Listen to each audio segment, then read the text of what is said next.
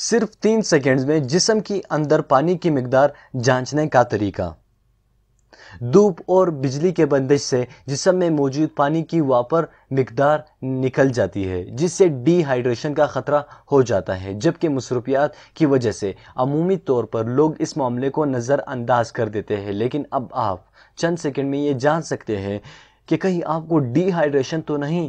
ماہرین نے D hydration جاننے کے لیے ایک انتہائی آسان طریقہ بتایا ہے، جس کے تحت آپ کہیں بھی ہو اس عمل کو بآسانی انجام دے کر جسم میں پانی کی کمی معلوم کر سکتے ہیں۔ اس طریقے مطابق آپ اپنے ہاتھ کی جلد کو چٹکی کے انداز میں پکڑ کر اسے چند سیکنڈز تک کھینچ کر رکھیے اور کم از کم 3 سیکنڈ کے بعد اسے چھوڑ دیں۔